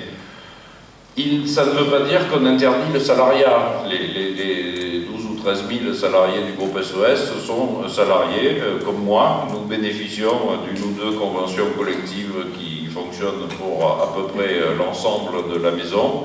Les rapports sociaux sont en général paisibles, et cette relation de salariés est sans doute apaisée. Et je le redis encore une fois, je n'ai pas de vindicte particulière à l'attention des actionnaires, en tout cas pas de tous, mais elle fonctionne d'autant mieux qu'il n'y a pas de propriétaire à l'entreprise, et que donc les salariés sont une partie prenante, quel que soit leur niveau d'exercice de responsabilité, absolument fondamentale dans la maison, avec cet écart, pour faire le lien sur l'argent, qui fait que je ne pense pas qu'on puisse faire vivre une entreprise de manière tout à fait harmonieuse si les écarts de salaire vont de 1 à 500, et je ne vois pas comment celui qui gagne 500 pousselles, qui gagne 500 fois le salaire de la standardiste à l'accueil, peut prétendre partager avec la collectivité des salariés le projet de l'entreprise. Donc il me semble qu'il faut être raisonnable, qu'il faut accepter de pouvoir mettre un certain nombre de règles dans ce fonctionnement et traiter l'ensemble des parties prenantes. Ça veut dire salariés, ça veut dire usagers, clients, ça veut dire actionnaires, quand il y en a, parce qu'il y a un certain nombre de cas où ils se comportent bien, de manière tout à fait convenable pour que... Merci. Merci. Ce sera plus facile. Je ne vais pas lâchement reprendre la parole parce que ce serait petit, mais allons-y. D'autant plus que je viens de te... Oui, c'est pour ça. Donc en gros, ce traitement égalitaire, si le mot n'est pas grossier pour vous, de l'ensemble des parties prenantes garantit la pérennité de l'entreprise. Merci. On va prendre une série de questions. Voilà, monsieur. Juste avant les questions, on avait le témoignage, on l'avait dit en introduction, d'Otman Kawa, qui est maire, adjoint au maire à Sceaux, qui va témoigner rapidement sur l'innovation frugale. Et, je vous prie. Voilà. Et après, on reprend une autre question. Je pensais donner en conclusion la parole. J'avais prévu de donner la parole à la conclusion. Vas-y. Allez-y, monsieur. Merci, bonsoir. Donc, je suis Otman Kawa. Je suis effectivement conseiller municipal à la ville de Sceaux et délégué donc, à l'économie sociale et solidaire. Et je suis très très content d'être parmi vous ce soir, notamment toute cette thématique, parce que effectivement, je suis d'abord convaincu du pouvoir de la créativité à trouver des solutions pour contribuer au bien vivre ensemble, c'est-à-dire ce qu'on appelle l'imagination citoyenne au service du bien commun. Et effectivement, l'innovation sociale frugale, c'est quelque chose qui est aujourd'hui une préoccupation concrète pour nos élus au sein des territoires, en tout cas en France. Car comme vous le savez, nous sommes aujourd'hui de plus en plus contraints au niveau budgétaire. Et notre préoccupation aujourd'hui, c'est véritablement comment maintenir nos services au public, maintenir leur qualité, voir comment pouvoir améliorer cette qualité, mais avec beaucoup moins. Et donc, c'est là où on rejoint effectivement cette même préoccupation, comment faire de l'innovation sociale frugale nos services, en tout cas, au sein d'un territoire tout entier. Eh bien, nous avons trouvé une solution. Alors, comment? Eh bien, d'abord, en faisant deux choses. Tout d'abord, en opérant une révolution culturelle. Donc, on s'est dit, au sein de nous, acteurs de la collectivité, c'est-à-dire élus locaux, parce que c'est un binôme, hein, élu local et puis agent administratif, il faut absolument qu'on opère une révolution culturelle, qu'on devienne de véritables managers de l'innovation sociale territoriale. Qu'est-ce que ça veut dire? Cela veut dire que l'on doit absolument, de manière pertinente, pouvoir identifier les besoins de notre territoire et pouvoir, d'un autre côté, aider à l'émergence des solutions, justement, qui puissent répondre à ces besoins et les faire rencontrer de manière efficace et pertinente. Quand on a dit ça, eh bien, effectivement, on a besoin de s'appuyer sur un outil. Le premier outil, c'est effectivement construire un écosystème, n'est-ce pas, au niveau d'un territoire qui permette justement de faire émerger, de repérer les innovations sociales, donc innovations sociales frugales, mais également de permettre de les accompagner jusqu'à la rencontre de ce besoin et de les pérenniser dans la solution qu'ils apportent. Et pour cela, donc, je passerai le détail de cet écosystème, on a souhaité s'appuyer sur un outil très important qui est une innovation en soi. C'est un outil qu'on a voulu construire avec le groupe SOS. C'est une plateforme justement collaborative qui s'appelle UPSO, et qu'on est très heureux de présenter en avant-première aujourd'hui. C'est une plateforme collaborative qui va permettre justement d'identifier, de repérer et d'accompagner ces différents acteurs du changement au service justement du bien-être du territoire. Voilà. Merci d'avoir apporté cette dimension territoriale. On va rajouter chez les élus, parce qu'on a une élue de Paris qui veut ajouter quelque chose. Alors, Antoinette Gueule. Oui, bonjour à toutes et à tous. Alors, moi, je suis une élue de Paris, mais il se trouve aussi que je suis une élue du 20e, donc je suis du coup très heureuse de voir que cette conférence sur l'innovation sociale et sur l'économie frugale se tient ici. Moi, je voulais juste dire que j'étais ravie que ce thème-là soit traité. J'étais ravie que vous soyez parmi nous et qu'on ait cette expertise à la fois internationale, mais aussi, je veux dire, plus nationale et d'économie sociale et solidaire qui soit présente ici. À la ville de Paris, moi, ma délégation, c'est économie sociale et solidaire, innovation sociale et économie circulaire. Alors la première question que je me suis posée en prenant cette délégation, c'était comment faire pour mener une politique territoriale sur Paris qui réponde aux contraintes que vous venez d'exposer, à savoir des ressources qui sont limitées. Cette année, c'est l'année de la COP21. On va accueillir les dirigeants du monde entier à la fin de l'année pour décider du devenir de notre planète. Alors il nous appartient aussi, élus locaux, entrepreneurs sociaux, citoyens, nous en occuper. Donc comment faire avec moins de ressources? C'est le premier sujet. Puis le deuxième sujet qui est important, c'est la question de l'emploi. Ça préoccupe tout le monde. Comment faire pour créer de l'emploi sur nos territoires en prélevant moins de ressources sur notre planète? Nous avons décidé, pour répondre à ce double enjeu, de créer donc, ces états généraux de l'économie circulaire de Paris et du Grand Paris, pour, avec les entreprises, avec les ONG, avec l'ensemble, avec les ONG, avec les citoyens, et également avec le monde de l'université et de la recherche, de trouver dans 10 domaines la lutte contre le gaspillage alimentaire, l'éco-conception des bâtiments pour que quand on fasse des travaux, eh bien, les déchets du bâtiment ne soient pas simplement enfouis mais utilisés dans d'autres bâtiments, pour que les entreprises puissent générer l'économie du partage dont vous parliez. Donc nous avons comme ça 10 thématiques qui vont être travaillées pendant 6 mois jusqu'au mois de septembre. Et nous aurons donc écrit cette politique d'économie circulaire avec à peu près 300 à 400 acteurs du territoire. Et c'est donc aussi dans une gouvernance participative de la politique qu'on y trouve cette solution, tout comme dans l'économie sociale et solidaire. Merci. Merci à vous. Chers collègues, parce que je ne pouvais pas vous interrompre du tout, sinon c'eût été interprété, comme tout ce que vous a dit Jean-Marc, comme une espèce d'agression politique. Et donc, de ce côté-là, je vous remercie de votre sobriété. Alors, comme je ne voudrais pas quand même que vous retiriez l'idée qu'on a retiré la parole au public pour la donner aux élus, je vais prendre encore une ou deux questions du public. Et alors, oui, mais il y a à gauche, parce que madame, allez un peu à gauche. Pour une fois, ça va changer, on va aller à gauche. Moi, je suis Dorothée Boaz, fondatrice de Vivagora et journaliste. Je voudrais juste dire une petite chose, c'est qu'on aurait peut-être une solution très simple de frugalité en supprimant les champignons chauffants à Paris. Juste une petite proposition, parce que c'est beaucoup d'énergie juste pour réchauffer le climat. Mais mon point n'est pas ici. Mon point est à propos plutôt de la Californie et de la Silicon Valley. Parce que pour nous, c'est les GAFA, les 4 grands acteurs qui capitalisent des milliards. Et donc, j'ai juste cette question de savoir si vous pensez que Google, Amazon, Facebook, Apple ont des voies de transition dans cette direction-là. Et quelles pourraient-elles être? C'est Navi qui va s'y coller. Voilà.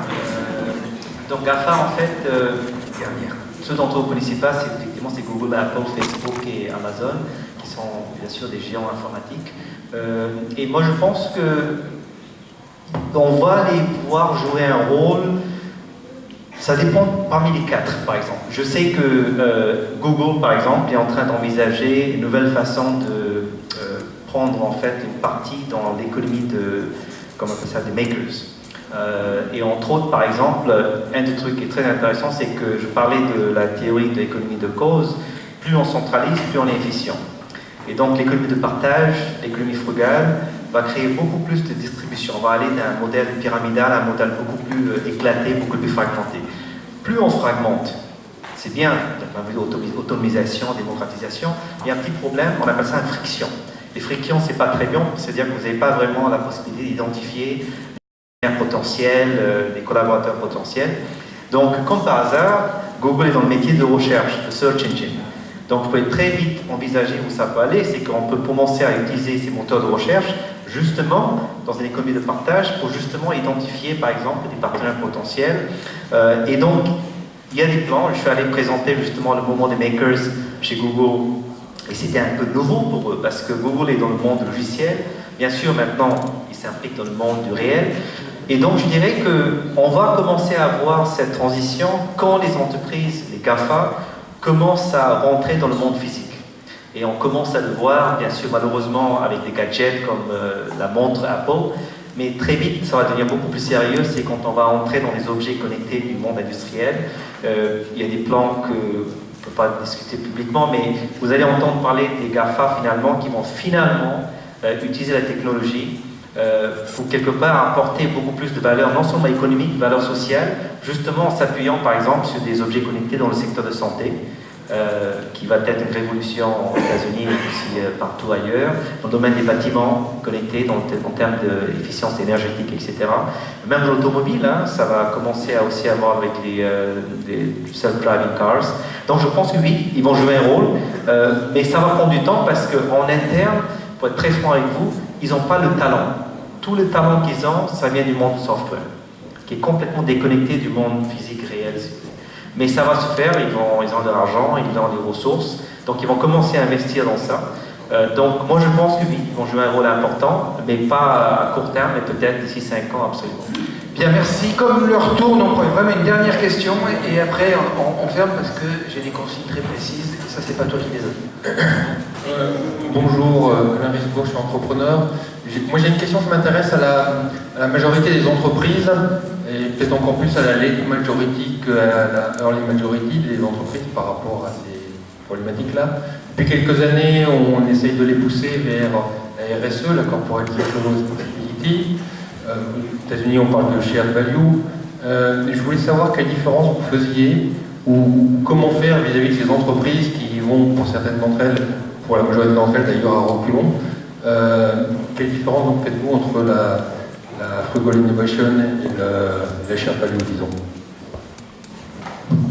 Je crois que moi je suis fatigué. Je n'ai pas entendu la dernière partie de la shared value. D'accord, ok, excuse-moi. Enfin, oui, bien sûr, je connais le concept. Je voulais juste m'assurer que je n'ai pas mal entendu. Alors, effectivement, le shared value, pour rapidement expliquer de quoi il s'agit, c'est un concept inventé par Michael Porter. Ça c'est intéressant parce qu'au départ, c'est en fait le père de ce qu'on appelle la stratégie en fait. Voilà, c'est un professeur de Harvard Business School qui a en fait théorisé comme quoi qu'effectivement dans un monde compétitif, il faut savoir se différencier. Donc il a parlé des 5 forces qu'on appelle les 5 forces de Michael Porter. Et puis éventuellement, il s'est dit finalement, voilà, être très compétitif peut aussi détruire la valeur sur le plan social. Et donc il a introduit ce concept de shared value qui dit finalement il est possible maintenant de commencer à bâtir ce qu'il appelle des chaînes de valeur hybrides où on peut intégrer des acteurs du monde social, du monde des ONG dans une chaîne de valeur classique pour justement concevoir, produire, distribuer des articles, des services qui peuvent avoir effectivement un impact social aussi. Donc ça c'est un peu le concept de shared value. Donc quelque part ça se rejoint parce qu'en ce sens que créer le shared value c'est bien, mais comme j'expliquais encore une fois, ce sont des concepts qui sont, si je peux me permettre, un peu abstraits. Un des slides expliqués, c'est des concepts que les gens comprennent, mais c'est très abstrait et c'est très systémique.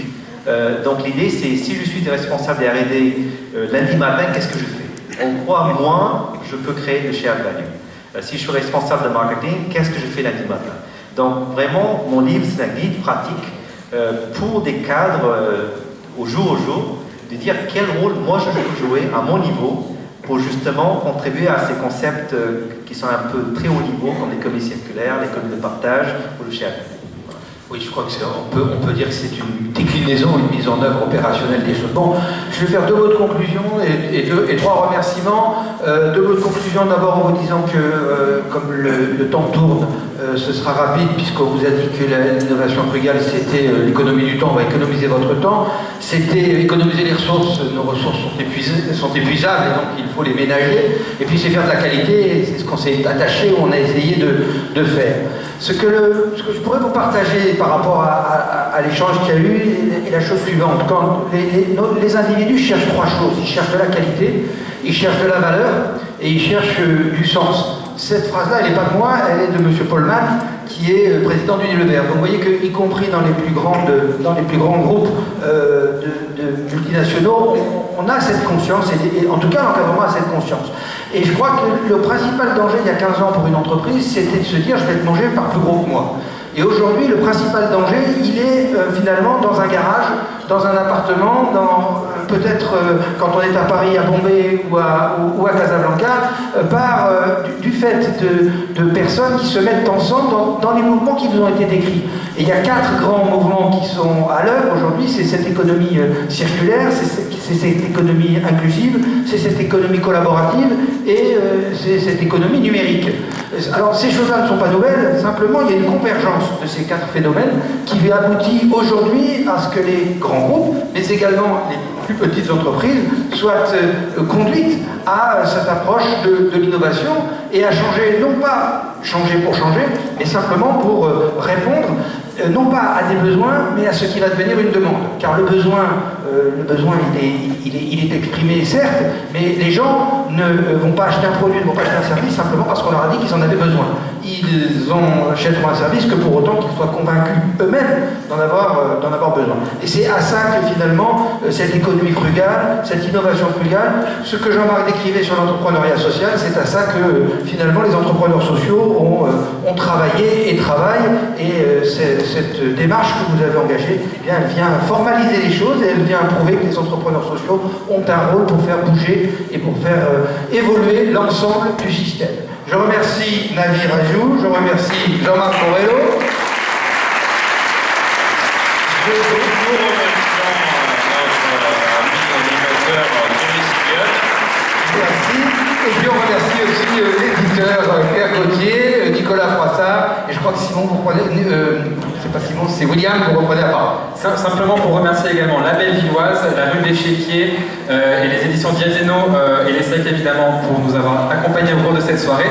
Remercier les partenaires DF Conférence et vous donner rendez-vous, alors pas la semaine prochaine puisqu'on sera à Lyon la semaine prochaine, et puis dans 2 semaines avec Bernard Stiegler à la Gaîté Lyrique le 9 avril. Merci à tous et très bonne soirée. Au revoir.